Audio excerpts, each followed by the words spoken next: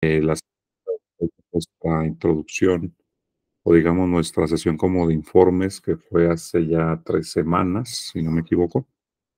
Entonces, bueno, nuestras lecturas de hoy eran 2 poemas que se titulan igual, Límites. Uno está en el libro del Hacedor y el otro está en el libro de El otro, el mismo, 2 poemarios de Borges. Y también teníamos la lectura del Golem, este otro poema que también está en El otro, el mismo. Son en total 3 textos cortos, 2 límites y uno del Golem, ¿no? Entonces, bueno, no sé si les parezca que nosotros leamos el primero, que es muy corto, y pues aquí lo comentemos. Creo que Borges tenía esta idea, pues, de que eh, no se le llamaba la atención esto de los límites, porque, bueno, también tiene que ver con su ceguera, como ya veremos también.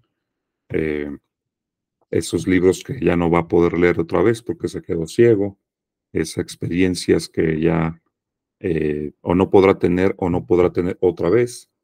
Entonces, creo que él de ahí tiene esta idea como del tiempo. Yo creo que lo relaciona con la idea del tiempo, y la muerte, por supuesto.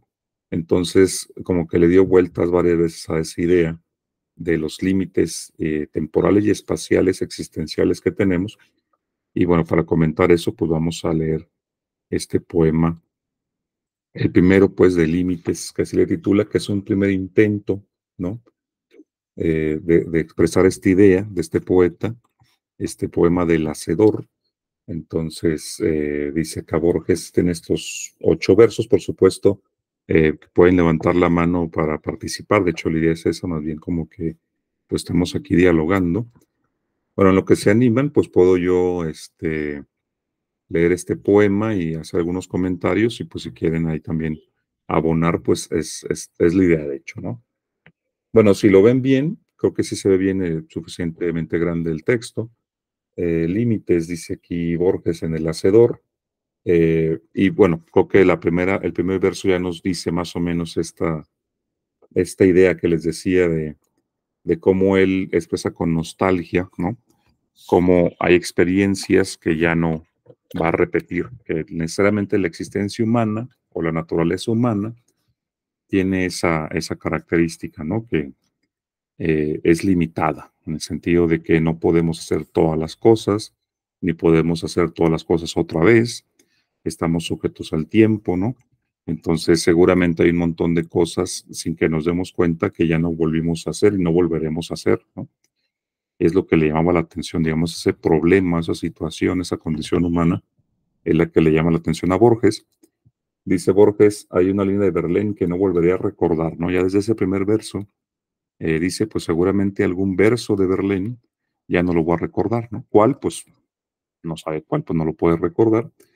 Pues sí, es como tomar conciencia de que ya nosotros, por esa limitación de nuestra memoria también, que es también un tema recurrente en Borges, el de la memoria.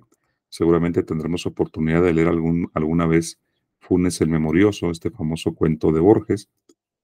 Funes es un tipo que más bien no puede olvidar nada, ¿no? Y ahí Borges en ese cuento de Funes el Memorioso se pone a jugar con esa idea. ¿Qué pasaría si no pudiéramos olvidar nada? Y Funes, por ejemplo, puede recordar todas y cada una de las hojas de un árbol y en qué posición estaban, ¿no? Entonces, Borges en este cuento de Funes expresa la idea contraria, ¿no? ¿Qué pasaría si no pudiéramos olvidar, ¿no? Entonces, en este poema más bien es, bueno, darse cuenta de que más bien todo el tiempo estamos olvidando cosas. De hecho, la conclusión del cuento de Funes el Memorioso es que es necesario olvidar para poder pensar. Ya lo platicaremos algún día, porque si no estás atrapado como en la inmediatez, algo así, ¿no? Entonces Borges en el cuento de Funes llega a la conclusión de que es necesario el olvido. Y esto del olvido, pues es un tema en él también, ¿no? Usa varias metáforas para expresar el olvido, y pues el olvido es justamente parte para él de la naturaleza humana. Dice él, pues hay alguna línea, algún verso del poeta Verlaine que ya no voy a recordar, ¿no? Y si ustedes se ponen a pensar, pues sí, habrá un montón de lecturas, de textos, de párrafos, de frases que hemos leído y que ya nunca recordaremos, ¿no? Porque en lo que poco o mucho que nos quede de vida, pues seguramente se van olvidando cosas que ya no regresarán, ¿no? No hay ocasión para que las recordemos, pues, ¿no? Ni aunque nos pongamos a recordarlas lo podremos hacer, ¿no? La memoria es limitada, pues es como la idea, ¿no? De Borges. Ya después ahí podremos ampliar el comentario. Dice Borges, bueno, en cuanto a la lectura tenemos ese primer verso, pues lo dice Borges, hay una calle próxima que está vedada a mis pasos. Aquí ya no es tanto que no la vaya a recordar esa calle, sino una calle que nunca va a cruzar, ¿no? Pues obviamente, ¿no? Nosotros no vamos a cruzar jamás todas las calles de nuestra ciudad. Bueno, si nos lo propusiéramos, no sé si podría ser posible que camináramos todas las calles de una ciudad, pero dice Borges de manera así muy clara, seguramente hay alguna calle aquí cercana, ¿no? Que nunca voy a caminar, ¿no? Es la idea de Borges. Si te lo piensan, pues es cierto, ¿no? Es decir, ni modo que caminemos todas las calles con el propósito de caminarlas todas, ¿no? Entonces, Borges aquí, más que una cuestión de memoria, aquí lo que Borges está expresando es, pues hay una limitación también en las experiencias que podemos tener, ¿no? Es decir, no vamos a poder estar en todos los lugares, ¿no? Y ni siquiera en muchos que estén muy próximos. Obviamente no estaremos en alguna casa dentro, ¿no? A veces, por ejemplo, no se les ha pasado estar como en la calle y pensar, ah, bueno, ¿cómo será esta casa por dentro, no? Ver un jardín, qué sé yo. Y pues quedamos por hecho que nunca vamos a estar ahí, en ese jardín, etcétera, en esa casa, ¿no? Entonces, esa también es una limitación, ¿no? Hay experiencias que nunca vamos a tener. Hay gente con la que nunca vamos a hablar, ¿no? Es más, hay gente con la que nunca vamos a intimar, ¿no? Entonces, es otra vez esa expresión del límite, ¿no? Entonces, si se fijan, Borges está configurando esta idea de que el ser humano pues es limitado por naturaleza, ¿no? Y que eso, digamos que nos va a definir la limitación. Y creo que como poeta es lo que está tratando de dar a entender, ¿no? Bueno, entonces la línea de Verlaine no lo va a poder recordar. Hay una calle próxima que está vedada a mis pasos. En el siguiente poema de Límites veremos cómo expresa de manera más amplia estas mismas ideas. Se ve como que Borges tuvo un proceso, como cualquier poeta, en el que intentó con varios textos darle una mejor forma a este contenido que tenía él. Esto que quería expresar, pues le dio varias formas hasta encontrar la que le pareció definitiva, que es el poema de Límites famoso. Este es un primer intento, ¿no? De hecho, es como un apunte, ¿no? Dice Borges ya de manera, yo creo que aún más poética. Hay un espejo que me ha visto por última vez. O sea, aquí ya empezamos diciendo de una línea de Verlaine que no puede recordar. Después dijimos una calle que no podrá caminar. Y ahora tenemos un espejo que no nos va a devolver nuestro reflejo, ¿no? Pues ahí, adelante, Antonio. Martín. Ahí en el otro poema de Límites, ahí me gustó más el otro verso que pone, y hay un espejo que te aguardará en vano. Exacto. Sí, Eso me gustó mucho cuando lo leí. sí, sí. Ahorita que leeremos el próximo, ciertamente esta misma idea, que aquí expresa como hay un espejo que te ha visto por última vez, como que le pareció aún, como dices bien, Antonio, más bien te aguarda en vano, ¿no? O sea, te está esperando ahí el espejo y nunca te va a volver a ver, ¿no? Es curioso, ¿no? Esta personificación del espejo. Sí, yo comparto contigo que el segundo intento poético de esa idea es más acabada, es hasta más nostálgica, ¿no? Imaginar un espejo que nos está esperando y que ya nunca volveremos a vernos en él, ¿no? Porque ya aquí la persona es el espejo, ¿no? O sea, empezamos diciendo, nosotros somos la persona y tenemos experiencias, y ahora como personifica el espejo, pues ahora es el espejo el que nunca volverá a vernos, ¿no? Es decir, este poeta pues va trabajando sus ideas como vemos, ¿no? Pues sí, entonces este espejo nunca nos va a volver a ver y en el otro poema nos estará guardando en vano, ¿no? Y pues es interesante eso, ¿no? O sea, se pone a pensar Borges en eso, ¿no? Nos hace conscientes de eso, de la limitación. Y sí, sin duda, pues habrá muchos espejos, ¿no? En los que ya no nos miremos. Yo creo que aquí también, haciendo interpretación, pues se puede referir a la mirada ajena, ¿no? Es decir, el espejo personificado podría remitirse al otro, ¿no? Hay gente que ya nunca nos va a volver a ver, bien, sí, ¿no? Ya habrá ojos, digamos, que no nos volverán a ver, evidentemente que no sabemos, ¿no? No sabemos por qué razón, pero seguramente es así, ¿no? Yo, por ejemplo, siendo profesor, pues lo veo todo el tiempo, ya desde hace 14 años he dado clases en preparatoria y en licenciatura. Pues sí, sin duda hay clases que, más bien cada clase es única, ¿no? No se repite y los muchachos, pues ya hay algunos que ya no volverás a ver, y hay muchos que no te volverán a ver a ti. Y lo mismo, y de hecho, profundizando en el tema, si lo pensamos, pues cada experiencia es única, ¿no? Porque remitiendo a un filósofo muy leído y muy reflexionado por Borges, que es Heráclito, pues aunque nos volviéramos a ver, ya no seremos los mismos, ¿no? Entonces digamos que el Carlos Antonio Delgadillo que está ahorita aquí hablando y el Antonio Casal y el Antonio Martín que están aquí escuchando y que seguramente pronto será al revés, yo escucharé y dialogaremos, pues si nos volvemos a ver mañana, pues estrictamente ya no seremos los mismos, ¿no? Todas las experiencias son únicas, ¿no? También. Es decir, como todo cambia, esta filosofía de Heráclito, pues si nos volvemos a ver, pues ya no seremos los mismos que nos vimos alguna vez, ¿no? Entonces, eso aún hace todavía más limitadas las cosas. Adelante, Antonio. Pues sí, creo que sí, o sea, desarrolla en el otro poema más también esta idea de que en realidad ni siquiera sabes cuándo va a ser la última vez de algo. O sea, cuándo va a ser la última vez que cruzaste esa calle. Este, y es un poco lo que decía usted ahorita, ¿no?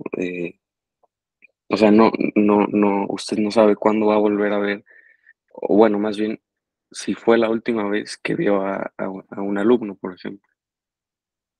Así es. Y yo iría más allá. Yo creo que cada vez es la última vez que vemos a esa Ujú, persona en esa situación, ¿no? sí. Sí, por ejemplo, ayer que tuvimos clase de latín, pues ya cuando lo vamos a ver, digamos, aunque quizá exagerando un poco, ¿no? La de filosofía de Heráclito, pero No, pero, o sea, sí, o sea, es como tomar esta línea del tiempo un poco, ¿no? De estar constantemente cambiando. No, o sea, pero no tomar la palabra cambio como literal, así de, eh, un cambio, pues podría ser sustancial o así, sino más bien como reconocer que hay como un tiempo, bueno, así lo entiendo yo, y, y entonces no somos exactamente lo mismo que hace un momento, ni vamos a hacer lo mismo que dentro de un momento más adelante. sí, porque este día del cambio, adelante, Antonio Casal,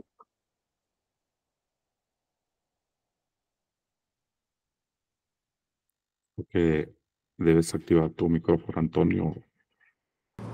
Ahí estoy, sí, no he encontrado la función. Buenos días. Buenos días. Eh, pues quiero ya participar, ¿no? Para no estar aquí nomás de espectador. Y digo, los poemas pues están bien bonitos, ¿no? Bien sensibilizadores. Pero yo tratando pues de participar aquí, pues estoy buscando lo criticable del autor, ¿no? No sé si sea también es el objeto de...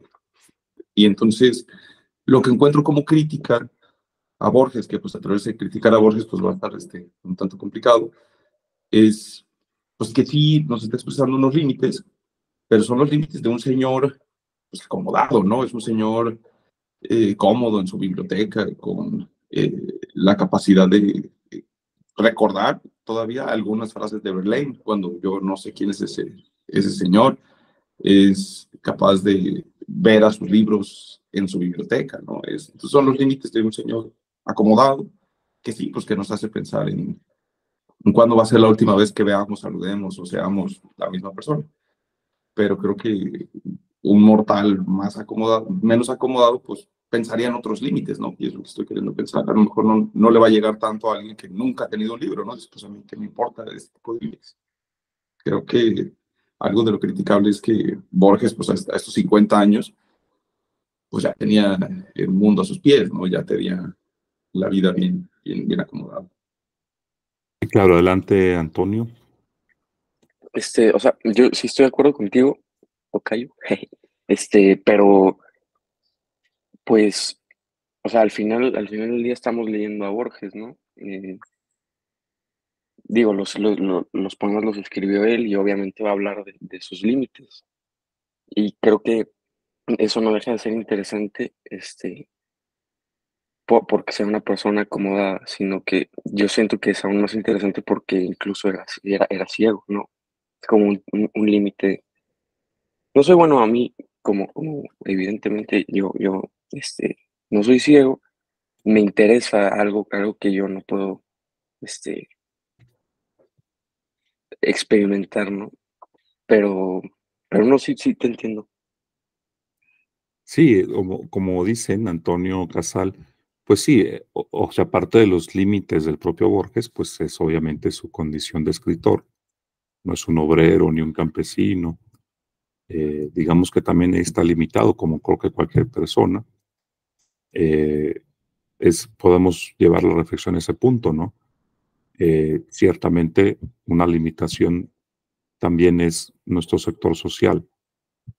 Seamos acomodados o no, pues tenemos limitación, ¿no? Porque igual, si Borges, por sus privilegios, no puede experimentar la vida de un obrero y los límites de un obrero, pues lo mismo el obrero, los límites de un escritor, por esta división del trabajo que sabemos que hay en la sociedad capitalista, ¿no? Y sí, pues es otros límites, ¿no? También, obviamente, las experiencias y los conceptos y los imaginarios que tenemos para tener ciertas experiencias, pues dependen también de nuestra formación, de nuestras condiciones materiales. Eso también nos limita, ¿no? Evidentemente. Eh, sí, no podemos ver la vida en los ojos de otro, sea o no de nuestro mismo sector, condición, género, edad, etcétera, ¿no? Entonces, adelante, Antonio. Gracias. Sí, insisto, ¿no? Buscando lo criticable, que pues, no ha sido fácil. Eh, pero veo también así, a lo mejor como un reflejo, porque dice, hay un espejo que me ha visto por última vez. O sea, incluso aquí Borges es pues, un tanto egocéntrico, ¿no? Dice, no es el espejo que yo he visto por última vez, o no es la vez que yo me vi a mí mismo por última vez, sino el espejo me vio por última vez, ¿no? Es ahora el privilegiado del espejo que lo vio por última vez a él, ¿no? O como usted comentaba, maestro, pues que también ha sido los demás que lo han visto a él, ¿no? O sea, creo que sí podría yo deducir que en este momento Borges estaba pues encantado de sí mismo, ¿no? De su, de su cara, de sus pensamientos, de su ser. Creo que más bien, aunque expresa los límites, creo que más bien el que pierde es el mundo, no él. Los que perdemos somos nosotros, los que ya no vamos a conocer a Borges, sino al revés. No sé si por ahí también latino o coinciden con que pues Borges era un tanto egocéntrico, ¿no? ¿Quién sabe? Adelante, Antonio. O sea, yo estoy de acuerdo, lo puedes ver de ese modo, pero también, digo, no sé qué tan limitado estaba en su vista en este punto cuando escribió el poema, pero pues yo creo que por eso pone que el espejo lo vio a él, porque pues realmente él no puede ver el espejo, ¿no? Bueno, me imagino un poco eso. Borges, a este año que publicó este libro, que fue en 1960, tengo entendido que ya había perdido la vista, ¿no? Entonces, sí, creo que por eso dice, hay una línea de Verlaine que no volveré a recordar, no que no volveré a leer, porque pues ya no podía leer, ¿no? Sino recordar. Y hay un espejo que me ha visto, pues porque si él ya no va a ver al espejo, pues ya no ve, ¿no? Seguramente Borges tenía el ego de un poeta, pues seguramente, y un poeta además, o escritor en general muy exitoso. Eh, y sí, podría verse también así, como los límites de los demás en relación con Borges, si Borges se pone así como el centro, y pues sí también tomar en cuenta eso, que pues digamos que entre líneas, ¿no? Nos da a entender que él ya no ve, ¿no? O sea, no es, porque si dice, pues no voy a recordar una línea de Verlaine, Bueno, pues búscala, pero pues ya no lee, ¿no? Yo me imagino que ahí más bien le leían. Y ya no ha visto al espejo, pues porque ya no puede verlo. Entonces sí, pues como se fijan cómo hay como diferentes interpretaciones, ¿no? De Borges. Y eso me hizo pensar ahorita, que es muy interesante, cómo al acercarnos al texto, eh, pues cada quien tenemos nuestros conceptos previos, nuestros intereses, obviamente cuando leemos un texto, nuestra idea del autor o de su obra, y eso a la vez que nos abre los ojos o nos da unas gafas para ver el texto, pues Borges también diría, y podríamos compartir tal vez, pues nos limita, ¿no? Porque, por ejemplo, si yo me acerco a Borges siendo de mi lengua materna que no fue el español, pues ya estoy limitado, ¿no? Pero igual si me acerco a Borges siendo yo, como decía Antonio Casal, siendo yo un obrero, un campesino o alguien sin formación, porque también creo que un obrero o campesino pueden tener formación, pero suponiendo a alguien que no está formado, pues igual no le dice mucho el poema tal vez. Si me acerco siendo un poeta experto en la obra de Borges, pues seguramente veré un montón de cosas y otras no, ¿no? Entonces también nuestra propia condición, al interpretar un texto sobre los límites, pues también es un límite, ¿no? Es interesante. Se vuelve así como un bucle, ¿no? Yo con mis límites voy a verlos, cómo expresa los límites Borges, ¿no? Entonces, pero desde esos límites yo tengo una visión que nadie más puede tener, ¿no? Entonces eso es muy interesante. Yo podré tener cierta formación, alguien podrá tener otra, etcétera. Y desde eso que soy yo, que es lo que soy y que necesariamente es limitado, pues voy a ver cómo habla de los límites el propio Borges, ¿no? Entonces aquí se encuentra un problema pues hermenéutico, ¿no? Entonces ahí está el problema de si alguien podría tener una interpretación adecuada del texto y pues no, pareciera que no, ¿no? Pareciera que sin caer completamente en la subjetividad de que cada interpretación es igualmente válida, porque creo que también es una exageración. Creo que sí es muy difícil pensar que alguien puede tener la interpretación exacta de un texto, además poético, ¿no? Más bien sería como un texto que nunca se acaba de interpretar, porque también la gente que lo lee va cambiando y la gente que lo lee siguiendo con la idea, pues cada vez es distinta y cada vez va viendo cosas diferentes en el texto, incluso la propia realidad histórica, social, hasta, sí, humana, política, puede hacer que haya experiencias con lo que podamos hacer analogías con el texto y entonces ya nos acercamos al texto desde nuestra actualidad y como cada actualidad es distinta, pues el texto se convierte en un pozo sin fondo, ¿no? Es decir, nunca se agota en la interpretación. Creo que podría ser una buena reflexión eso, una reflexión hermenéutica. Esto que tenemos aquí, que son 8 versos, pues cada cabeza los va a asumir de distinta manera por sus propios límites. Límites no en sentido despectivo ni mucho menos, ¿no? Sino más bien reconociendo que cada quien tiene su propia condición limitada, como cualquier ser humano, pues, y de cada época y de cada lugar, etcétera, pues el texto es, si se fijan, un enigma. Es decir, eh, se realiza el texto cuando alguien, desde su propia limitación, lo lee. Y entonces nunca habrá un reflejo adecuado de lo que es el texto así 100%. ¿Quién sabe si exista eso? Más bien lo que hay es ocasión.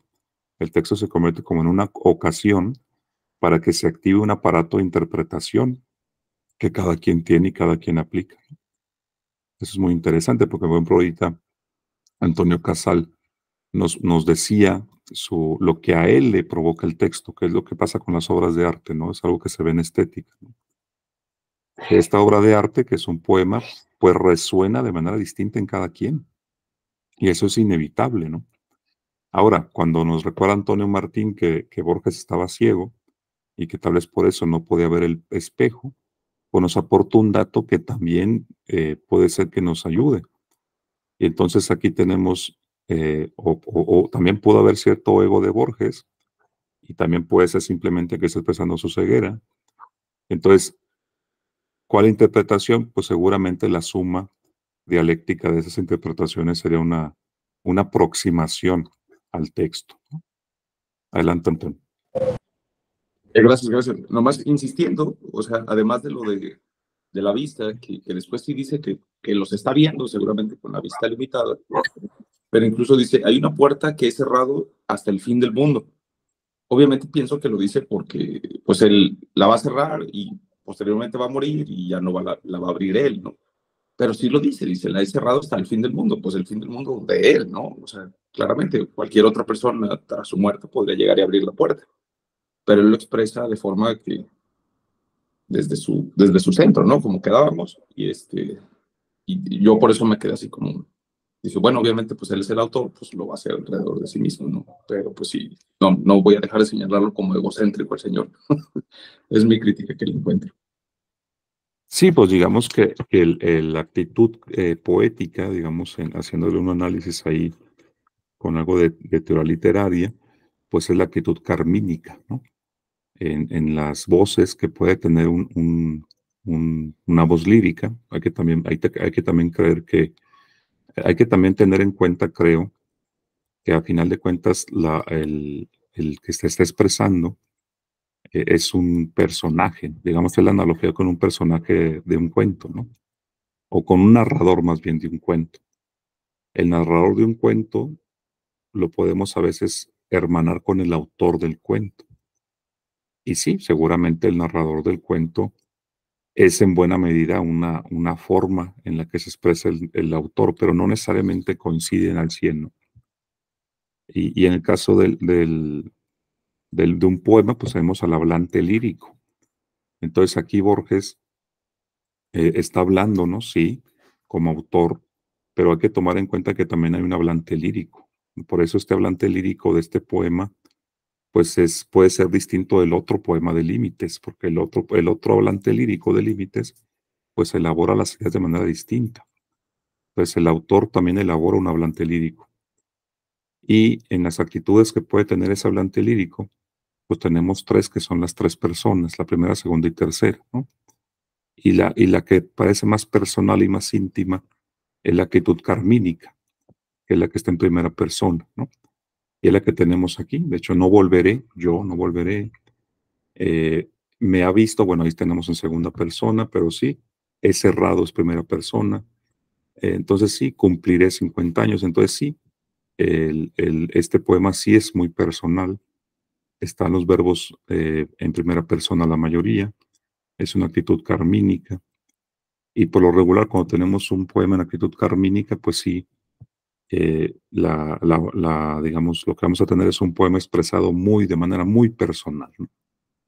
No es en tercera, no es en segunda persona, es en primera. Entonces sí, puede parecer que, y de hecho lo puede ser así, que un poema en actitud carmínica, pues parece que el poeta está convirtiéndose en el centro de, ¿no? Porque a final de cuentas, pues son sus emociones, ¿no? Es a final de cuentas creo que es la función del género lírico, esta expresión muy emotiva, ¿no? Entonces, pues las emociones son muy personales, ¿no? Y al ser muy personales, pues sí pareciera que nos convertimos en el centro. Y sí, seguramente un poeta que usa mucho la actitud carmínica, como es el caso de Borges, ya intentando hacer alguna psicología del autor, que tal vez sea complicado, pues podríamos decir que era un tipo con cierta egolatría. Bueno, puede ser. Y podemos decir que es muy probable pasar a ser como la psicología del personaje a partir de cómo se expresaba, más bien la psicología del autor a partir de cómo se expresaba, ¿no? Y de los hablantes líricos que construye para expresarse, ¿no? Es otra forma de aproximarnos al texto, ¿no? Hay a quien le interesará la parte filosófica de lo que dice Borges ahí, habrá quien le interese hacer un perfil psicológico del propio Borges o de su carácter, ¿no? Habrá quien le interese ver la época en la que escribe Borges a partir de sus poemas, que es lo que hace, por ejemplo, un historiador, ¿no? Un poema puede ser una buena fuente para reconstruir una época histórica, o puede ser una de las fuentes, ¿no? Por ejemplo, no sé, el mundo digamos, micénico, de la antigua, incluso antes de que existiera propiamente Grecia como cultura, pues los poemas homéricos son una fuente invaluable, ¿no? Y el poeta, pues lo que menos se le ocurría, o los poetas que escribieron, normalmente cantaron y luego escribieron esos poemas, pues lo que menos les interesaba era reflejar su época histórica tal vez, o quién sabe, pero ahora sirven para eso. Entonces, nos podemos aproximar al texto con diferentes intenciones, ¿no? Y repito, esas intenciones nos dan una clave para el texto y unas gafas, pero también nos constituyen como límites, ¿no? Entonces, sí, por ejemplo, yo me aproximo mucho a Borges viendo qué problemas filosóficos está sugiriendo, pero es una de las actitudes que podemos tener frente al texto, o intenciones, ¿no? Pero puede haber muchísimas, ¿no? Por eso decía que un texto como este, pues es todo digo yo, dispositivo artístico, que es como inagotable, porque cada quien se aproxima desde sus propios intereses, conceptos, formación, determinantes al texto, ¿no? Bueno, espero no estar haciendo muy farragoso el asunto, espero que no. Pero justamente Antonio nos decía el siguiente verso, ¿no? Hay una puerta que es cerrada hasta el fin del mundo. Sí, pues igual a ese propio verso se puede interpretar como una expresión del ego de Borges, o como una forma de volver a decir lo mismo, porque si la cerró hasta el fin del mundo, pues es porque ya no lo volverá a abrir en lo que resta de tiempo, ¿no? Eh, Entre los libros de mi biblioteca estoy viéndolos, ahí no sabemos si está viéndolos físicamente o imaginándolos. ¿Hay alguno que ya nunca abriré? Pues seguramente. Este verano cumpliré 50 años, la muerte me desgasta incesante. Yo tengo la idea de que en los años 50 es cuando Borges se quedó ciego y este libro se publica en el 60, pero luego vemos la fecha. Descripciones Montevideo 1923, de Julio Platero Aedo. Entonces ahí, haciendo hermenéutica, pues sabes, todavía no estaba ciego. Lo publicó en el 1960, pero si fue en el 23, pues era Borges muy joven, de 24 años. Entonces, no sabemos si reelaboró esa anotación, no sabemos si la publicó tal cual. El libro este de Las Hacedores del 60, con Don Borges ya había perdido la vista, pero luego tenemos una fecha ahí, Montevideo, 1923. Entonces, tendríamos que reunir más datos para interpretar bien este poema, ¿no? Y que es un trabajo de hermenéutica. Total que aquí se expresan varias cosas, ¿no? De los límites, y como se dan cuenta, mágicamente empezamos a hablar de nosotros mismos también, ¿no? De los límites que tenemos nosotros para podernos acercar al texto, y de cómo depende en buena medida de nosotros, pues que esos límites sean un poco más flexibles, ¿no? Si nos ponemos a investigar este pequeño texto, cuando realmente lo escribió Borges, si lo retocó, si lo modificó, cuando lo publicó, pues seguramente los límites interpretativos nos van a dar un mayor acercamiento, siendo optimistas al texto, ¿no? No sé si tienen algún otro comentario, camaradas, ¿cómo ven? ¿Todo bien? Si no es así, pues le podemos seguir al siguiente texto, que es algo bastante más largo, y entonces seguramente encontraremos más cosas. Bueno, Borges, como ya decíamos, pues luego vuelve a la idea con límites. Este libro, el otro, el mismo, si no me equivoco, es de 1964. Aquí no tenemos, que recuerde, yo no tenemos inscripciones de que lo haya escrito ya joven o algo así. Más bien, podemos pensar que 4 décadas después de esta fecha de 1923, está dándole la forma definitiva a esa idea. Que yo sepa, no hay otro intento de límites, aunque pues no sé, puede ser que sí, pero que yo sepa no. Entonces, vean cómo evoluciona una idea de una idea poética y se hace un poema bastante más largo, y podemos darle lectura si quieren para irlo comentando. Fíjense, la primera estrofa.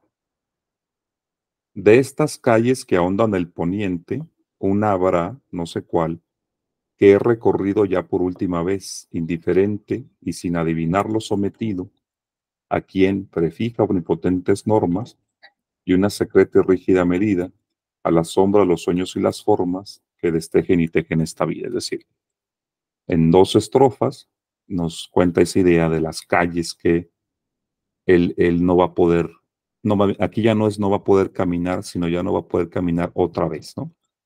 Y que algunas veces las caminó sin pensar, ni siquiera imaginarse en que podría ser la última vez que recorrió una calle, como creo que todo el mundo lo hace, ¿no? Caminamos por las calles y nos estamos preguntando, ay, ¿será la última vez que camine por aquí? Pues por eso dice él indiferente, ¿no? Pero él mete la idea de Dios, ¿no?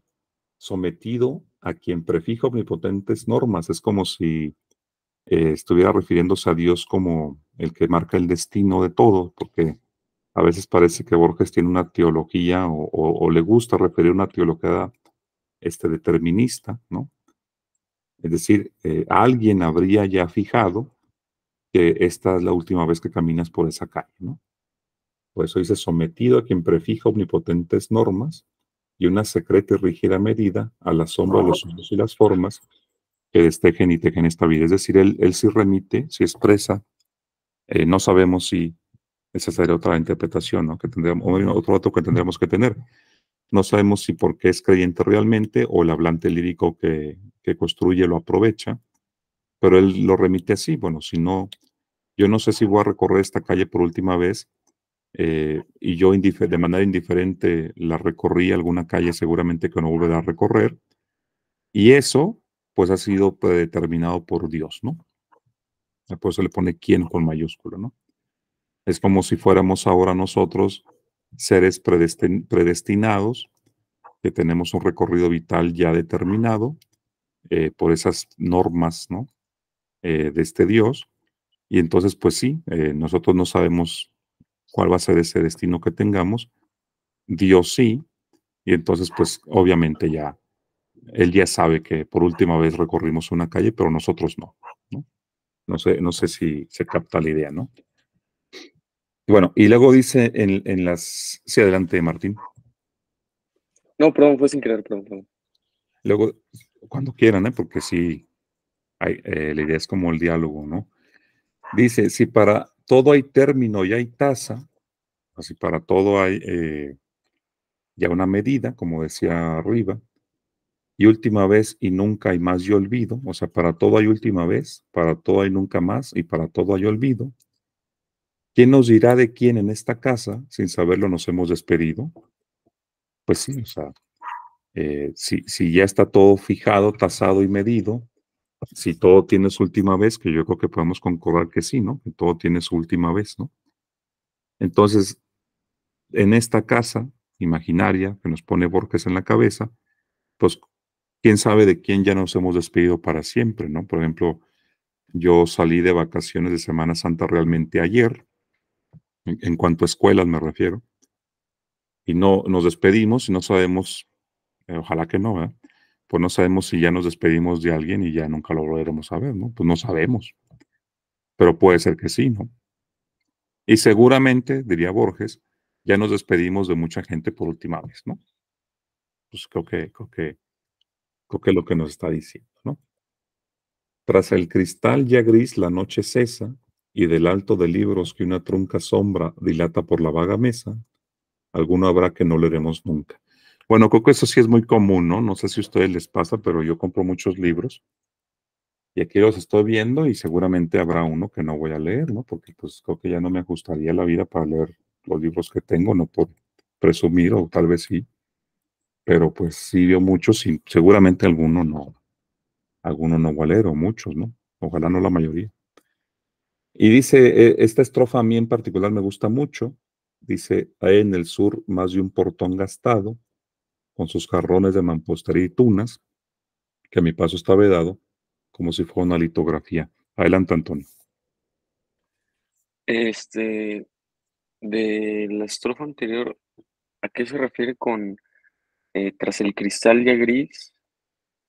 la noche cesa, eh, sí, eso es nada más como para situarnos en la noche o cómo. Yo creo que sí, yo creo que se refiere a una ventana, ¿no? Tras el Puede ser. cristal ya gris la noche cesa, o sea, estando dentro de nuestra biblioteca o de la biblioteca de Borges, pues detrás del cristal la noche cesa, se referirá entonces al amanecer, supongo. Ujú, eh, y entonces del alto de los libros que una trunca sombra dilata por la vaga mesa. Entonces, pues sí, de la torre de libros o de los libreros que imagina, creo que es una metáfora del amanecer, ¿no?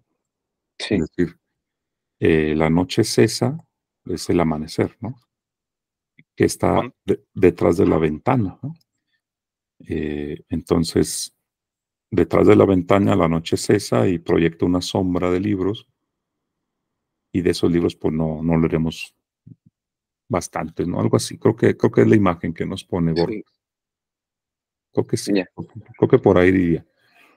Y en esta estrofa que decía yo, a mí me gusta mucho que lo compare con una litografía, es decir, él se imagina, o sea, ni siquiera creo que es algo que ha visto, ¿no? Sino que se imagina, ¿no? En el Sí, sur habrá un portón gastado, ¿no? Con sus jarrones de mampostería y tunas, pero ese portón, pues no lo voy a poder visitar porque me está vedado como si fuera una litografía, pues sí, como si tenemos una litografía de un paisaje, pues no podemos estar en ese paisaje, ¿no? Es una litografía. Dice él, pues sí, hay sectores de la realidad que es parecido a eso, no podemos caminarlo, no podemos experimentarlos, están vedados a nosotros como litografías, incluso sí. cosas que podemos imaginar, ¿no? Adelante, Antonio. gracias. Bueno, preguntando si sí es posible filosóficamente, o sea, entendiendo que Borges está siendo determinista y está diciendo que ya hay un destino fijado, si es posible, pues, o sea, quiero entenderlo como una contradicción. Él mismo se está dando cuenta de que está limitado por un determinante, pero en la realización, en la conciencia de que está limitado, pues podría elegir leer pues, toda su biblioteca, ¿no? Digamos, obviamente, pues sí está limitado a sus capacidades, pero a lo mejor yo en mi ignorancia no sé si sí es posible las dos, o sea, si es la conciencia de que estás eh, determinado y la capacidad para tomar una decisión diferente, a lo mejor te vuelve a determinar, ¿no? A lo mejor es lo mismo que viene escrito en el libro de la vida. No sé si es posible ambas o si es una contradicción.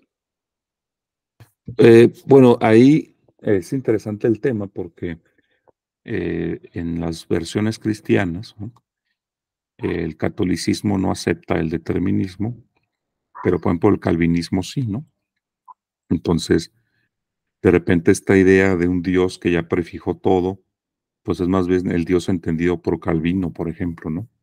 La predestinación.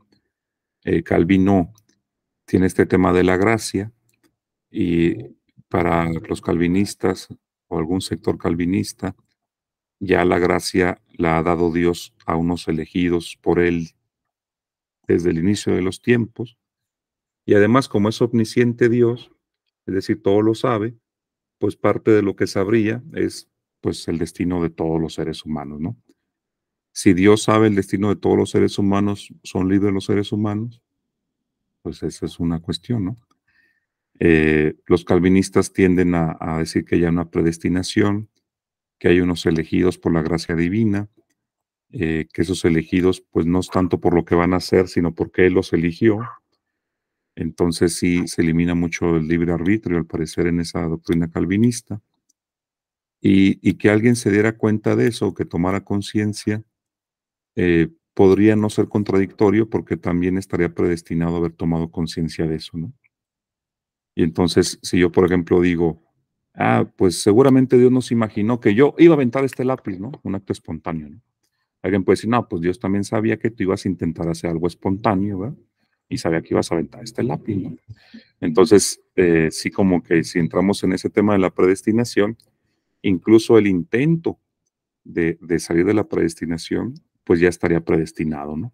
Entonces, sí es como es toda una idea muy, como una camisa de fuerza muy potente, creer eso, ¿no? De que si Dios lo sabe todo y Él eligió a los salvados desde el principio de los tiempos y ya están salvados los salvados y condenados los condenados, pues entonces sí se borra cualquier posibilidad de espontaneidad. Ahora, ni siquiera se requiere estipular a Dios para pensar en eso, ¿no? Hay quien desde una postura como muy biologicista puede decir, bueno, pues nuestros pensamientos están determinados también por nuestras experiencias sociales, incluso por nuestro cerebro, etcétera. Entonces también nuestras acciones, viéndolas bien, ¿eh? Pues tendrán causas todas, ¿no? Y causas que no conocemos. Es lo que decía un filósofo como Spinoza, ¿no? Que sin ser ateo, porque es panteísta, sin embargo no cree en un Dios personal, pero Spinoza diría, bueno, pero pues a ver, ya, si nosotros conociéramos las causas de nuestro comportamiento, pues nos revelaríamos como completamente determinados. Lo que pasa es que como no las conocemos, pensamos que eso es libertad. De hecho, dice Spinoza, la libertad es la ignorancia de la necesidad. Es decir, ¿por qué nos conectamos a esta llamada? ¿Fue un acto de libertad así espontánea? ¿O más bien fue una cadena de causas que no conocemos? Y a eso le llamamos libertad, ¿no? O a lo mejor si nos pusiéramos a investigar, allá a nivel psicológico, sociológico, etcétera, toda la cadena de causas que nos trajo esta videollamada, pues nos veríamos como completamente determinados, ¿no? E incluso un sociólogo puede decir, pues con la sociología suficiente podríamos haber previsto un porcentaje de personas a las que les hubiera interesado esta llamada, ¿no? Entonces, a nivel macro, ¿no? Parece que la gente se comporta de manera muy previsible, ¿no? Se puede predecir quién se va a inscribir a una carrera, quién se va a conectar a una llamada como esta, quién no. Entonces, como que ya como datos, las personas repiten patrones y no es propiamente por un Dios, ¿verdad? Es por una serie de condicionantes económicos, sociales, psicológicos, que como no los conocemos a detalle y es muy difícil que los conociéramos en una persona, pues la palabra libertad como que nos libra de eso y no, pues lo hicimos por libertad, ¿no? Y alguien puede decir, no, pues son unas causas muy complejas, pero pues para libertad, ¿no? Entonces, ni siquiera, como digo, es necesario pensar en un Dios que nos gobierna. Creo que tenemos suficiente con una estructura económica, política, ideológica que nos gobierna, ¿no? Entonces alguien puede decir, ¿por qué Pompo Antonio Martín se metió a estudiar filosofía? Bueno, pues por su libertad, ¿no? Pero a lo mejor pues fue una serie de causas que tan complejas, ¿no? Y tantas causas y una suma de causas que quizá ni siquiera tengamos las herramientas para describirlas completamente, y el efecto es que se metió a estudiar filosofía, ¿no? Y no hay Dios ahí, más bien hay una serie de causas, ¿no? Es lo que opinaría también, por ejemplo, un filósofo como Arthur Schopenhauer. Arthur Schopenhauer tiene un ensayo que se llama, dos trabajos que se llaman Los dos problemas fundamentales de la ética. Y el problema fundamental es si hay libertad o no. Y Schopenhauer niega que haya libertad. O sea, lo que hay es necesidad. En filosofía, necesidad es lo contrario de libertad. Es decir, un acto era libre o necesario. Necesario en el sentido de que, dadas las causas, era necesario que pasara ese efecto. Así como si yo suelto una pluma, necesariamente va a caer, ¿no? Entonces también los seres humanos, sus actos serán necesarios para quien pudiera reconstruir la cadena de causas. Entonces el hecho de que yo enseñe esta pluma, que puede ser algo muy libre y espontáneo, a lo mejor era necesario que sucediera si conociéramos las causas que me llevaron a mí a enseñar esta pluma en este momento. Entonces, más que libertad, es una incapacidad de nosotros para conocer toda la cadena de causas. Y es lo que dice Spinoza con esa famosa frase. La libertad es la ignorancia de la necesidad. Le llamamos libre a un acto cuando ignoramos la cadena de causas que nos revelarían que no fue un acto libre, sino necesario. O sea, necesariamente iba a suceder, ¿no? En ese sentido.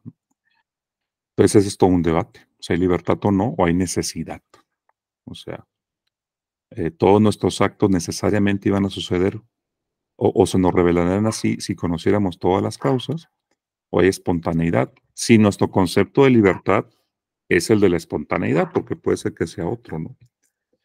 Entonces, ese es todo un debate filosófico muy interesante, el de la necesidad de la libertad. Adelante, Antonio.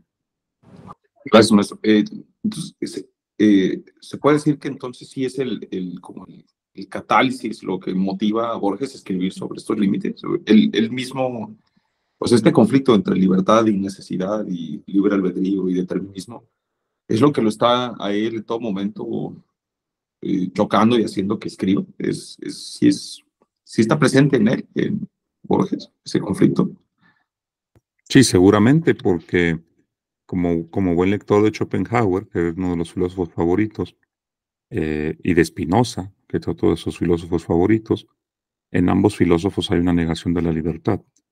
En Spinoza, porque todos somos parte de un Dios, Dios todo, ¿verdad?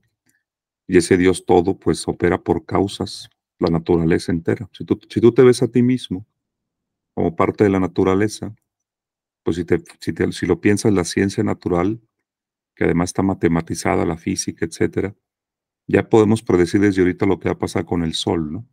O sea, el Sol se ha convertido en una gigante roja, ¿no? En miles de millones de años, ¿no? Entonces, es predecible. Como conocemos más o menos ahora las leyes que gobiernan esos fenómenos, pues podemos predecir qué va a pasar con ellos. Es necesario que pase eso, ¿no? Entonces, como nosotros también somos parte de la naturaleza, pues también estaremos sujetos a la misma necesidad, ¿no? También Kant, cuando habla de nosotros como fenómeno, nos piensa sometidos a la causalidad y no hay libertad ahí. Pero cuando nos piensa como noúmenos, Kant dice que tenemos que suponer que somos libres para que podamos fincar la moralidad, pero no como fenómenos, sino como noúmenos, y es algo puramente hipotético. Porque lo que podemos conocer de nosotros, ahí coincide Kant con Spinoza, lo que podemos conocer del ser humano es que está sujeto a causas también, su comportamiento, ¿no? Ahora, tenemos que suponer que es libre para fundar la moralidad, pero si queremos conocer su comportamiento, no podemos dejar de pensar que está sujeto a causas. Kant también en ese sentido negaría la libertad del hombre como fenómeno. Igual lo hace Schopenhauer, igual lo hace Spinoza antes que ellos, y entonces ahí está la cuestión, ¿hay libertad o no?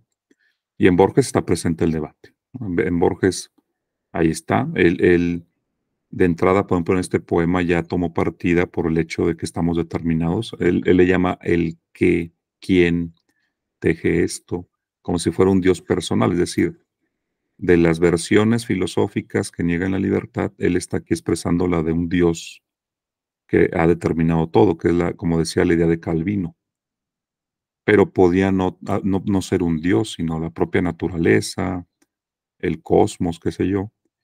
Entonces, pero sí, en Borges está esa discusión sobre la libertad, si es posible o no, entre otras discusiones, por ejemplo, la del panteísmo, ¿no? Pero sí se puede arrastrar el problema de libertad o necesidad en Borges, sin duda. Aquí está presente en este mismo poema. Bueno, entonces, dice Borges, para siempre cerraste alguna puerta y hay un espejo que te aguarda en vano. La encrucijada te parece abierta y la vigila cuadrifonte Jano. Pues lo que decíamos, ¿no? Lo que decía acá en el otro poema de que cerró una puerta hasta el fin del mundo, acá le llama para siempre cerraste alguna puerta. Y luego eso que decía del espejo, que nos recordaba Antonio Martín, hay un espejo que te aguarda en vano. Y ya aquí se fijan cómo usa la segunda persona, ya no está en actitud carmínica, ¿verdad? La encrucijada te parece abierta y la vigilia cuadrifronte Jano. Bueno, entonces ya tenemos aquí esto expresado. Esto pues es una referencia a mitos griegos, lo de Jano, ¿verdad? Este dios de varios rostros que mira hacia el futuro y hacia el pasado. Entonces es una metáfora del tiempo. Mira hacia el futuro y hacia el pasado el dios Jano. Conoce todo el futuro y todo el pasado, Jano. De hecho, en algún otro poema le dedica unos versos a Jano, diciendo que pues debe ser terrible ser alguien que ya conoce el pasado y el futuro sin poder intervenir, ¿no? Entonces, eso después en algún otro poema lo plantea esto del dios Jano. que es el que vigila la encrucijada, dice, ¿no? Te parece abierta, aunque ya sabemos que, o sea, fíjense la idea, ¿no? O sea, tú estás en una encrucijada en la que puedes, según tú, elegir dos caminos, ¿no? Por eso nos parece abierta a nosotros. Es decir, nosotros aquí Borges estaría diluyendo justamente la idea de libertad. Si estamos frente a una encrucijada, nos parece abierta porque creemos que podemos tomar un camino u otro. Pero según lo que ella nos dijo, pues seguramente esa decisión ya está predeterminada. O sea, entonces nos parece abierta la encrucijada, pero realmente no lo está, ¿no? Por eso pone ahí vigilando a Jano, que como Jano ya conoce todo el futuro y todo el pasado, pues es una especie como de ironía esto, ¿no? A mí humano me parece que está abierta la encrucijada para mí, pero está vigilada por Jano, que Jano ya conoce todo el futuro y el pasado. Entonces, pues, ¿cuál abierta? Ya se sabe qué es lo que vas a decidir, ¿no? Entonces, a nivel individual pensamos que tomamos decisiones, pero pues ante este Dios o ante, porque bueno, también se puede combinar la idea. O sea, yo les decía que si conociéramos todas las causas, todo nos parecerá necesario.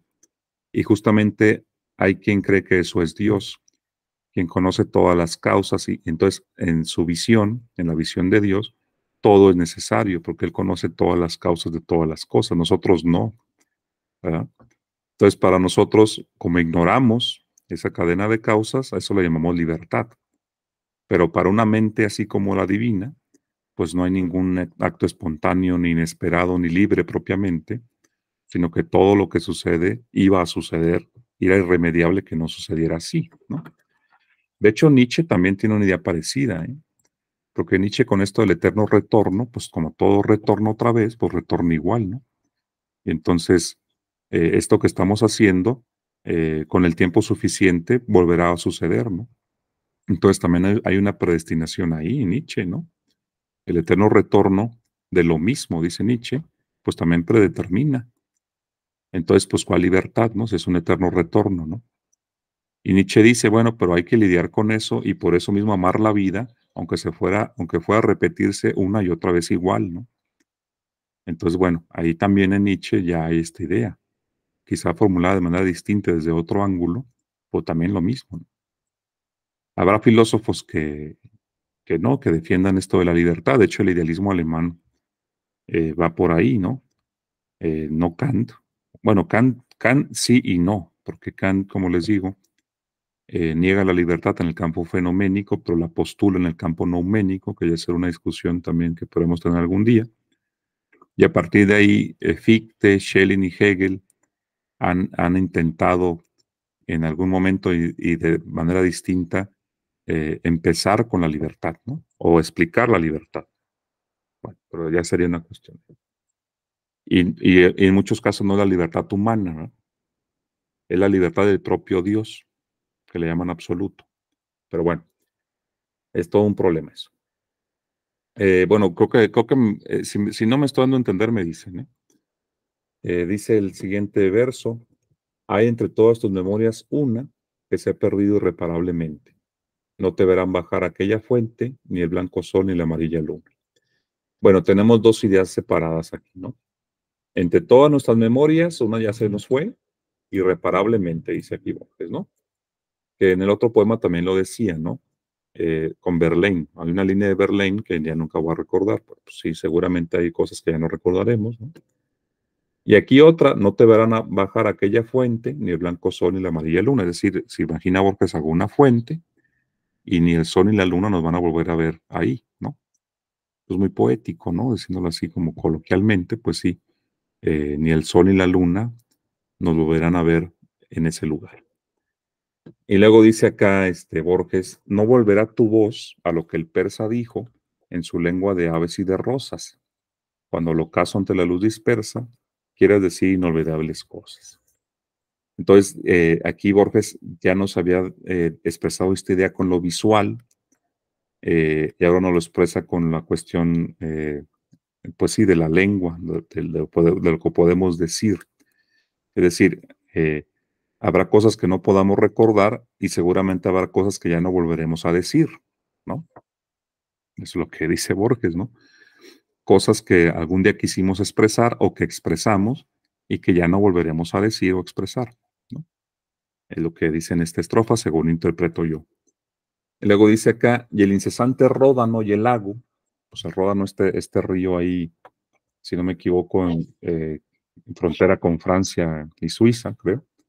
Y el incesante ródano y el lago, todo ese ayer sobre el cual hoy me inclino, tan perdido estará como Cartago, que con fuego y con sal borró el latino.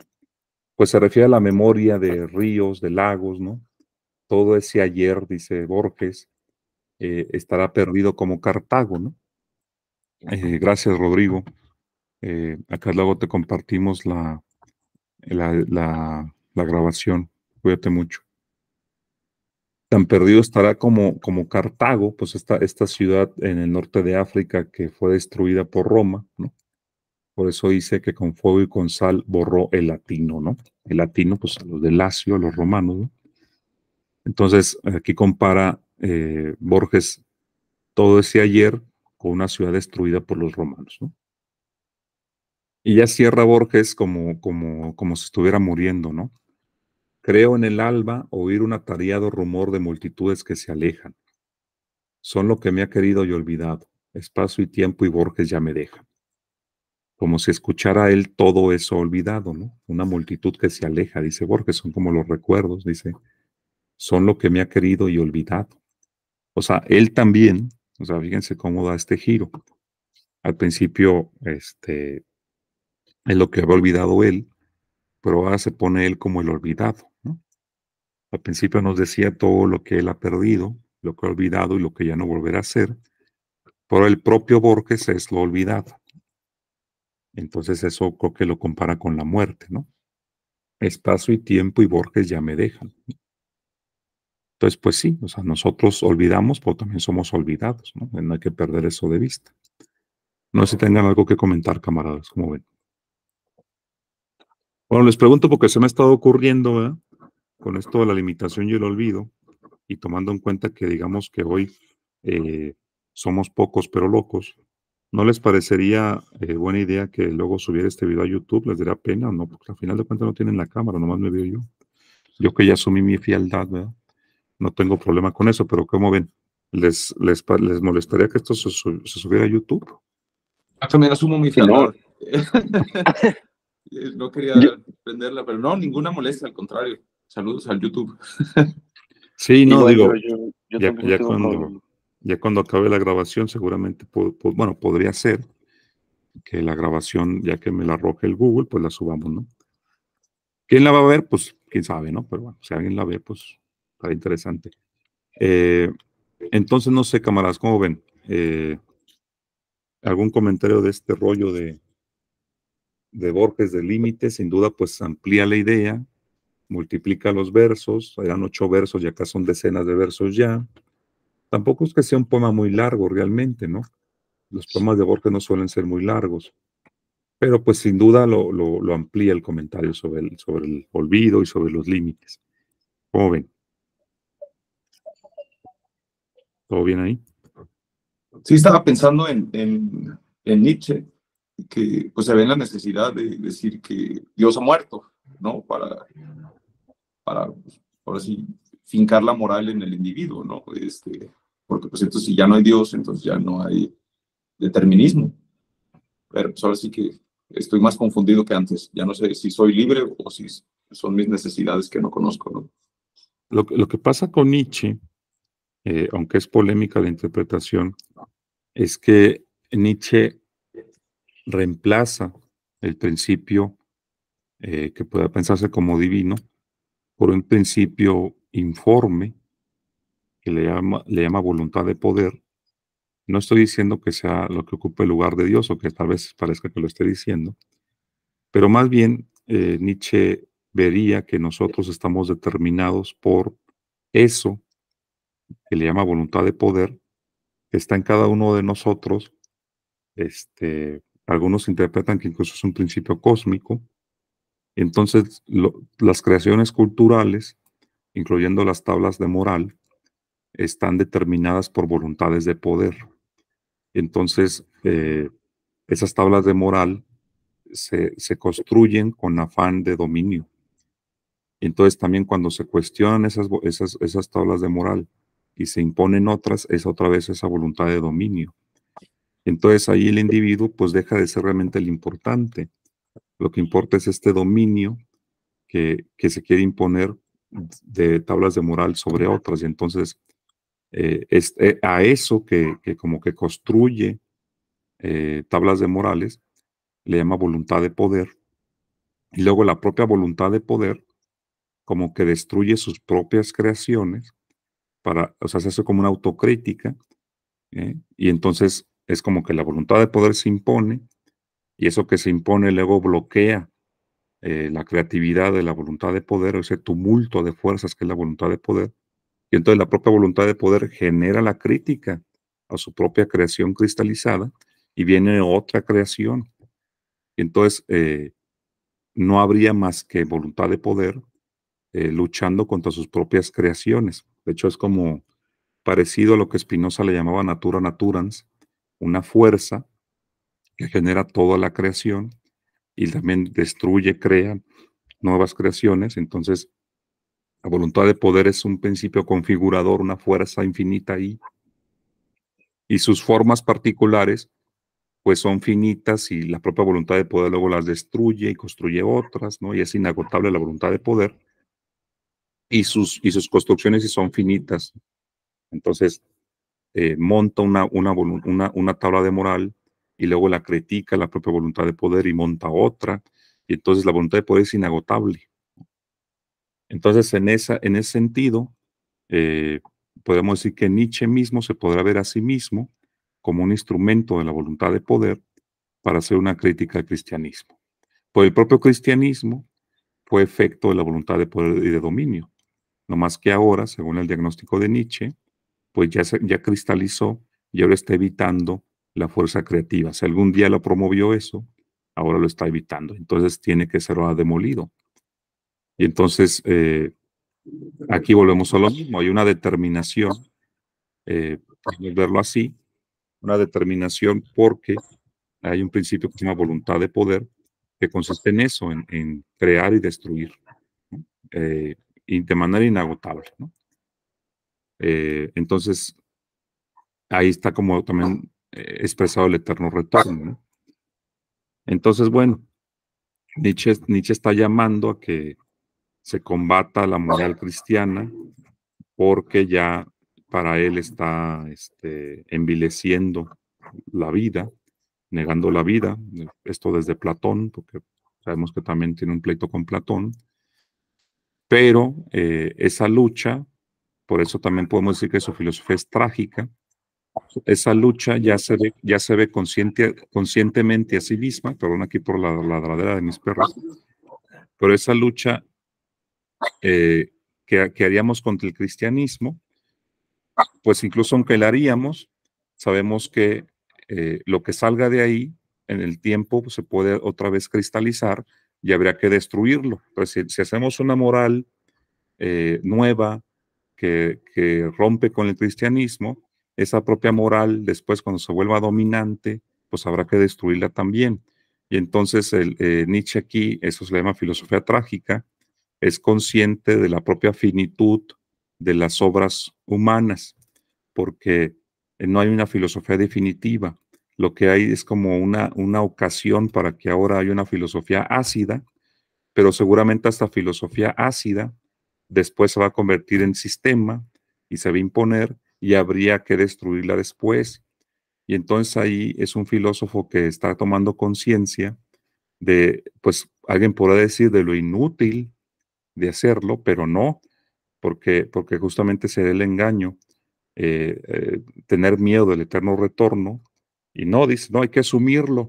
Entonces, si nos tocó ahorita combatir el cristianismo, y a pesar de que lo combatamos, después lo que hagamos se va a imponer y habrá que destruirlo, no le hace. O sea, entonces es un filósofo trágico por eso. O sea, y está aceptando la inevitabilidad de lo finito de todas las filosofías y las críticas. Entonces ahí, pues yo podría decir que también es determinista en ese sentido, pero que lo asume eso sin pesimismo, porque lo último que es Nietzsche es pesimista, ¿no? Porque frente a ese eterno retorno y determinismo hay quien se pone en modo pesimista, como Schopenhauer, según Nietzsche, ¿no? A Schopenhauer es, no, pues ya hasta que le llamamos voluntad, como nos determina, entonces, ¿qué hay que hacer? Pues tratar de ya no hacer, ¿no? O sea, y Schopenhauer sí, según Nietzsche, cae en el pesimismo y en el nihilismo, pareciera, ¿no? Y Nietzsche dice, no, no, no, hay que de manera, digamos, afirmativa, pues cumplir con esos imperativos de la voluntad de poder, ¿no? Que, digamos, aunque seamos instrumentos de la voluntad de poder, pero hay que hacerlo de manera afirmativa, ¿no? Entonces no es pesimista Nietzsche. Es como, se ve a sí mismo como un instrumento de la vida. Si le quiere llamar vida a la voluntad de poder, pues sí, en lugar de negar la vida, hay que afirmarla, aunque viéndonos como instrumento de la vida, digamos. Entonces, él escapa del pesimismo, ¿no? Aunque no del determinismo, creo yo. Pero bueno, entonces aquí Borges, aceptando de manera nostálgica y más bien, sí, melancólica también el determinismo, pues no toma postura, creo, de decir, bueno, pues está bien o está mal, simplemente lo está expresando. Y podemos empezar el siguiente tema. No sé si quieren que pasemos a leer el Golem, que es la otra lectura que habíamos puesto para hoy. Entonces déjenme cerrar aquí este de límites y voy a ampliar un poquito más el del Golem. Bueno, aquí pues otra vez del Golem, otra vez lleno de filosofía. Como introducción, pues el Golem es una criatura de la tradición judía, sobre todo cabalística. Es esta pues sí, poco leyenda, muy ligada a la teología, de qué pasaría si nosotros diéramos con las palabras adecuadas divinas, pues también podríamos vivificar la materia, ¿no? La idea de fondo teológica ahí tal vez es que es propiamente el logos, la palabra divina, la que vivificó la materia, ¿no? La que creó el propio cosmos, el logos. Entonces, si nosotros llegáramos a dar con la clave de ese lenguaje divino, pues también nosotros podríamos vivificar la materia, ¿no? Y entonces el golem sería una criatura vivificada por un estudioso de la tradición cabalística judía, y entonces habría dado con las palabras adecuadas para darle vida a este ser, ¿no? Entonces ese es el golem, pues puede parecer a la criatura del doctor Frankenstein, ¿no? Entonces, bueno, aquí de fondo está el poder del lenguaje, ¿no? Por eso empieza el poema hablando del crátilo de Platón, que también es un filósofo, o Cratilo, este filósofo Cratilo, que Platón le dedica un diálogo, porque justamente Cratilo parece que es un filósofo muy preocupado por el tema del lenguaje. Aquí es el poder del lenguaje. ¿Qué pasaría si diéramos con el nombre adecuado de las cosas? De fondo hay un debate teológico que también está en el cristianismo. Es la pregunta de cómo se llamaban las cosas en el paraíso, ¿no? O sea, si Dios hizo las cosas en el paraíso, pues a lo mejor ya tenían nombre, ¿no? Pero luego cuando expulsó a Adán y Eva, pues parece que se perdieron todos los nombres. Y luego viene esto de la Torre de Babel también, ¿no? Entonces hay una cierta idea y una tradición judio-cristiana de que las cosas sí tienen un nombre adecuado, el que les habría dado Dios en principio, pero desde la caída, pues ya se perdieron esos nombres y ahora las cosas están sin el nombre adecuado que les corresponde. Entonces, ¿qué pasaría si averiguáramos cómo se llamaban las cosas? Entonces, se supone que si averiguáramos cómo se llamaban las cosas, tendremos poder sobre ellas, ¿no? Y las cosas también como que anhelan ser nombradas por su nombre original, ¿no?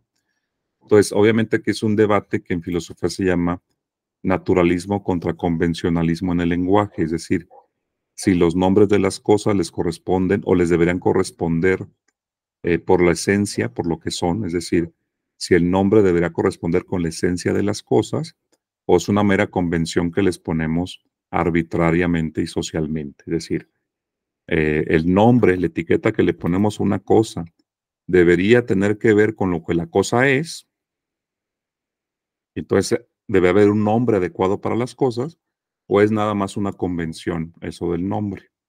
Entonces, pues no nos tenemos que preguntar por eso, ¿no? Eh, entonces, esa es la cuestión. Adelante, camarada.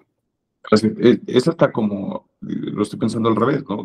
Si lo que le ponemos por nombre determina también qué es lo que, cómo va a ser, ¿no? Como nosotros, que somos Antonio, sí tenemos algún interés ahí por Borges, ¿no? Este viernes. Sí, Es pues de mi amor. repente, ándale, como que estamos ahí nombrados para eso, ¿eh? Algo Sí, algo así. así. Entonces, fíjate, sí, o sea, el poder del nombre, ¿no? Eh, esa es la cuestión.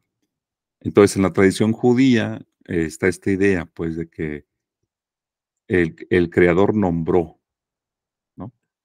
De hecho, nombrar eh, es como, es como una parte de poder. Lo que estoy aquí contestando unos mensajes de WhatsApp, perdón, no lo prestan los de. Entonces, el tema es que si nosotros diéramos con ese lenguaje divino, pues tendríamos un poder parecido, algo así, ¿no? Es como un mito, una leyenda, ¿no? Entonces, Borges, el golem, lo aprovecha porque el golem justamente es una criatura que surgió porque algún rabino muy estudioso habría dado con las palabras adecuadas para darle vida al golem, ¿no? Pero pues seguramente, y es lo que Borges juega con eso, pues como el rabino no es Dios, pues tampoco su criatura es perfecta, ¿no? Entonces vamos a ver, el golem dice acá, ¿no? Sí, como el griego afirma en el cratilo, el griego es Platón, el nombre es arquetipo de la cosa, en las letras de rosa está la rosa, y todo el Nilo en la palabra Nilo. Eso es lo que les decía, ¿no? Si el nombre tiene que ver con la esencia de las cosas, dice Borges de manera metafórica, en la palabra rosa, por eso la pone como inclinada o cursiva, ¿no? En la palabra rosa está la rosa, o sea, el nombre rosa guarda la esencia de la rosa, o sea, no es una convención, sino que el nombre rosa sí tiene que ver esencialmente con la cosa rosa. Igual el Nilo, el río Nilo, está contenido de alguna manera en la palabra Nilo, es decir, el nombre Nilo guarda el secreto de la esencia del río Nilo. O sea, eso es lo que pensé un naturalista, ¿no? O sea, en este sentido. Cuando nosotros solemos creer que pues Nilo es una convención con la que nombramos ese río, ¿verdad? Pero la palabra Nilo, pues es una construcción humana, que no tiene que ver esencialmente con lo que está nombrando, pero si somos de esa tradición teológica, tan importante la palabra con mayúscula logos, entonces debe tener un nombre divino eso. Entonces, ¿cuál sería? ¿No? Bueno, lo dice acá. Y hecho de consonantes y vocales, habrá un terrible nombre con mayúscula, que la esencia cifre de Dios y que la omnipotencia guarde en letras y sílabas cabales. Fíjense, o sea, si el nombre guarda la esencia de la cosa, entonces el nombre de Dios, ¿verdad? Pues guarda la esencia de Dios. Entonces, quien conozca el nombre de Dios es como si tuviera acceso al poder de Dios. Entonces, ¿cómo se llama Dios, verdad? Si sabes cómo se llama Dios, pues llegas a la esencia de Dios, ¿no? Pues qué curioso, ¿no? Así como la palabra rosa, la esencia de la rosa, pues el nombre adecuado de Dios guarda la esencia de Dios. Bueno, Adán y las estrellas lo supieron en el jardín. La herrumbre del pecado, dicen los cabalistas, lo ha borrado y las generaciones lo perdieron. Entonces, alguna vez Adán pudo haber conocido el nombre de Dios, pero desde la caída, pues ya nadie lo sabe, ¿no? Pero ¿qué pasaría si alguien lo encontrara? Entonces dice acá Borges, los artificios y el candor del hombre no tienen fin. Sabemos que hubo un día en que el pueblo de Dios buscaba el nombre en las vigilias de la judería. Bueno, básicamente la cábala, que es esta tradición esotérica judía, una de sus búsquedas es los nombres de Dios, ¿no? Entonces, los cabalistas son estudiosos de los textos sagrados, teólogos, pues, que buscan el nombre divino o los nombres divinos, ¿no? Entonces, el rabino que habría construido al golem, pues habría tenido acceso a eso. Por eso tuvo el mismo poder de Dios de vivificar la materia, porque como halló un hombre divino, pues pudo también hacer esa creación divina. No a la manera de otras que una vaga sombra insinúan en la historia, aún está verde y viva la memoria, de Judá León, que era rabino en Praga. Entonces, Judá León, un rabino en Praga, era un estudioso de la Cábala, y según la leyenda, pues encontró uno de esos nombres, ¿no? Sediento de saber lo que Dios sabe, Judá León se dio a permutaciones de letras y a complejas variaciones, y al fin pronunció el nombre que es la clave. O sea, es la leyenda de un rabino que después de esforzarse un montón, encontró el nombre de Dios, ¿no? O uno de sus nombres. La puerta, el eco, el huésped y el palacio, sobre un muñeco que con torpes manos labró para enseñarle los arcanos de las letras, el tiempo y el espacio. Entonces, gracias a ese nombre, pudo darle vida a su muñeco, el golem, así como Dios le dio vida al barro para formar a Adán, pues también este rabino, pues tuvo su propio Adán, el golem. El simulacro, así le llama al golem, es decir, esta imitación de humano, el simulacro, alzó los soñolientos párpados y vio formas y colores que no entendió, perdidos en rumores y ensayó temerosos movimientos. Es decir, aquí Borges nos presenta este golem, este muñeco, que empieza a ver colores y formas y empieza a moverse porque ya le dieron vida gracias al nombre divino. Gradualmente se vio como nosotros, aprisionado en esta red sonora de antes, después, ayer, mientras, ahora, derecha, izquierda, yo, tú, aquellos otros. Pues ya Golem ya está escuchando. Y luego pone entre paréntesis Borges. El cabalista que ofició de numen, o sea, de Dios, a la vasta criatura apodó Golem. Estas verdades las refiere Scholem en un docto lugar de su volumen. Bueno, Scholem es un estudioso de la Cábala, Gershom Scholem, y tiene un estudio sobre el Golem. Por eso lo refiere Borges, que parece que leía mucho también a Gershom Scholem, es un teólogo historiador también del judaísmo. Entonces, uno de las obras más completas sobre la tradición del golem la escribió Gershom Scholem. El rabí le explicaba el universo al golem, ¿no? Esto es mi pie, esto es el tuyo, esto la soga. Y logró al cabo de años que el perverso barriera bien o mal la sinagoga. Es decir, según la historia, y aquí Borges la está contando de manera muy divertida, creo, el rabino le enseñó al golem a que barriera la sinagoga, ¿no? Y tal vez hubo un error en la grafía, dice Borges, ¿no? O en la articulación del sacronombre. A pesar de tan alta hechicería, no aprendió a hablar el aprendiz de hombre. Es decir, el golem nunca pudo hablar, ¿no? O sea, algo falló ahí en el nombre que encontró el rabino, Judá León, que el golem nunca pudo aprender a hablar. Pudo aprender a barrer, pero no pudo aprender a hablar. Sus ojos, menos de hombre que de perro, y harto menos de perro que de cosa, se gana el rabí por la dudosa penumbra de las piezas del encierro. Entonces, ahí Golem, siguiendo con la mirada a su amo, ¿no? Algo anormal y tosco hubo en el Golem, ya que a su paso el gato del rabino se escondía. Ese gato no está en Scholem, pero a través del tiempo lo adivino. Entonces ya le mete de su cosecha a Borges diciendo, mete un gato ahí imaginario, que se escondía del golem. Pues ya nos está anunciando Borges que ese golem, pues, tiene algo raro, ¿no? Porque los gatos le tienen miedo. Elevando a su Dios manos filiales, las devociones de su Dios copiaba, o estúpido y sonriente, se ahuecaba en las cóncavas alemas orientales. Es decir, como que estaba aprendiendo a rezar también el golem, ¿no? El rabí lo miraba con ternura y con algún horror. ¿Cómo, se dijo, pude engendrar este penoso hijo y la inacción dejé, que es la cordura? O sea, después como que el rabino, al verlo así, que no es como un ser humano completo, no aprendió a hablar, ahí le llama como estúpido a Borges en la anterior. Entonces el rabino se da cuenta pues de que la creación no es completa ni perfecta y como que se arrepiente, ¿no?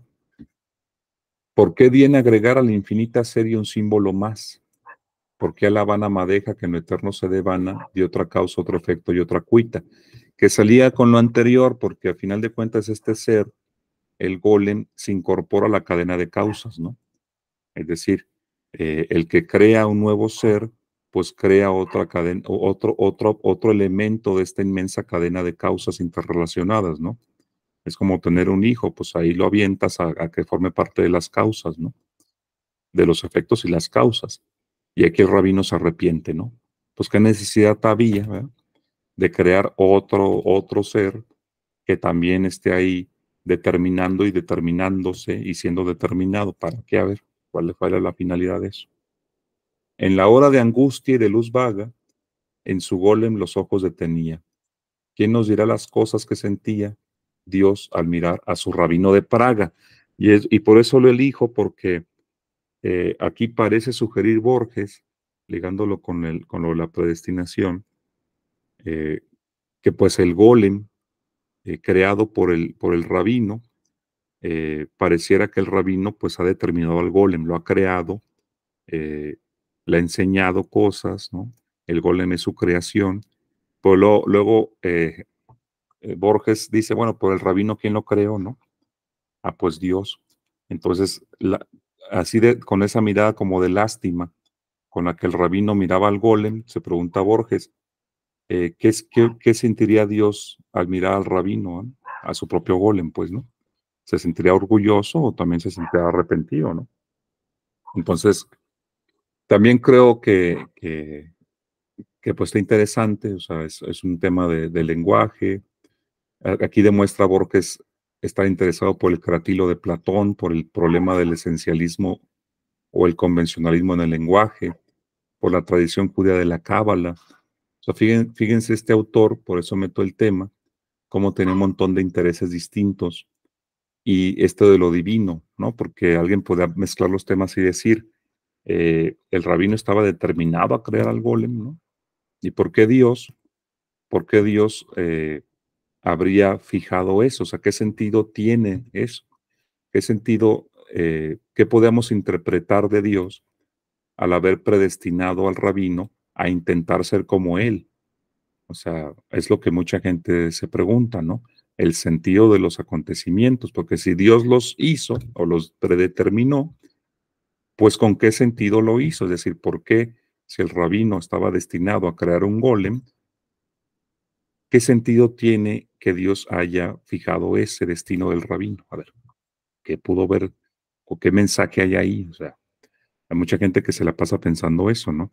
¿Cuál es el destino de lo que sucede? No sé qué opinen, camaradas. ¿Cómo ven?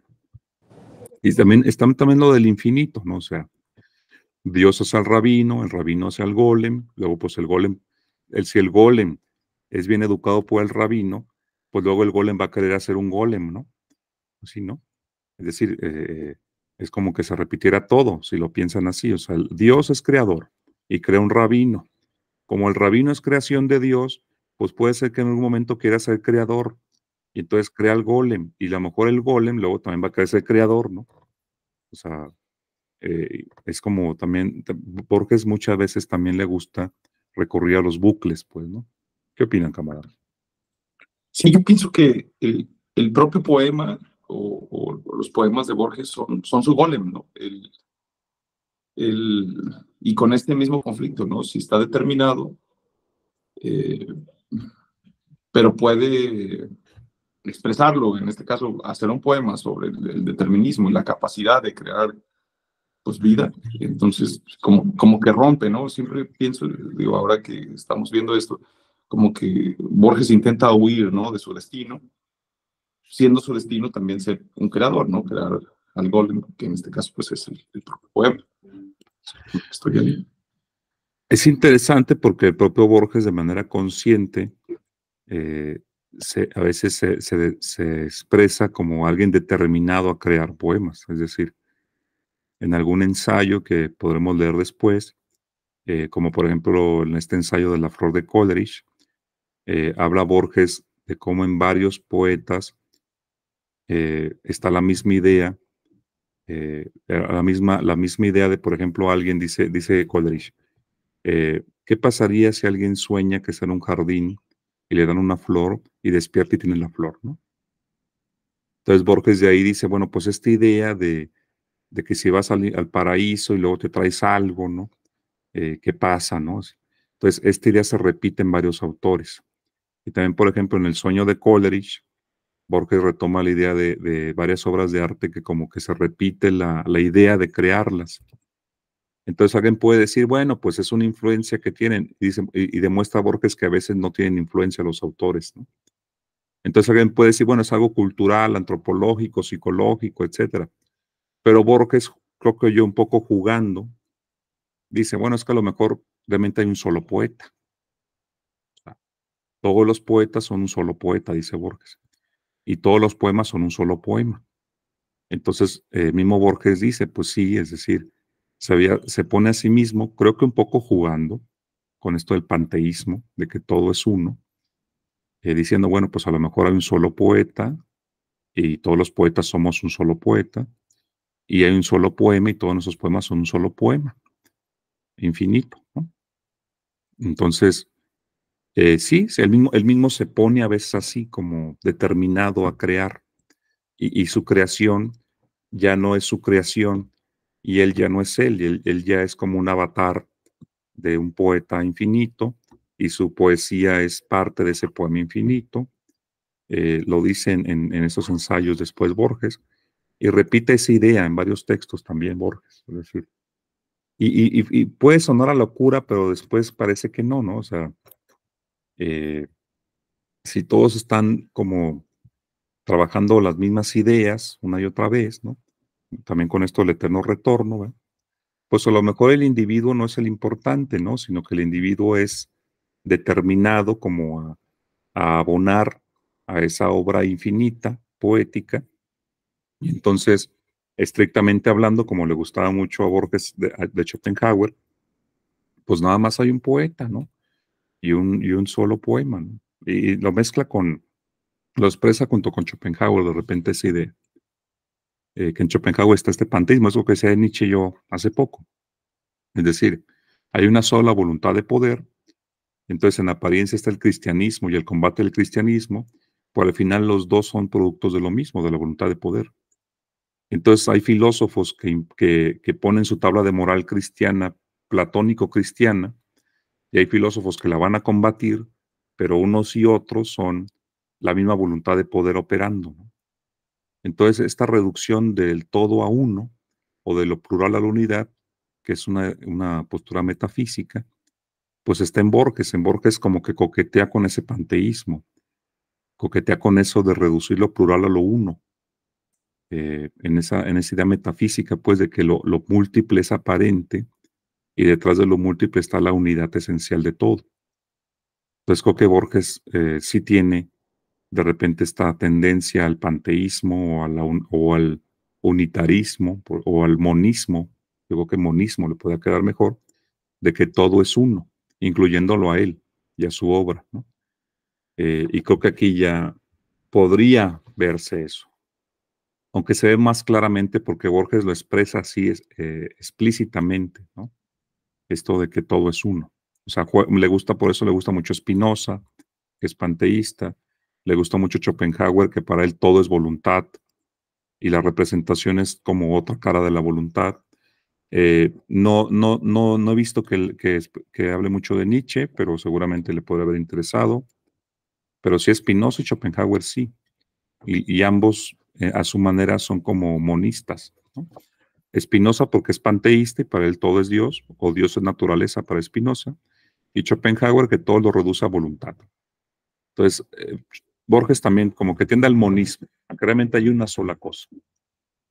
Pero bueno, camaradas, ¿cómo ven? Este lo metí por eso, porque es como un ejemplo de los intereses tan variados de Borges, pero que en esos intereses tan variados, pues está de fondo el mismo problema de libertad-necesidad, está el tema de Dios, está el tema de lo trágico de la creación humana, creo que también eso puede estar ahí, porque el limitado de los otros poemas y el rabino aquí, pues también expresa como sus límites, ¿no?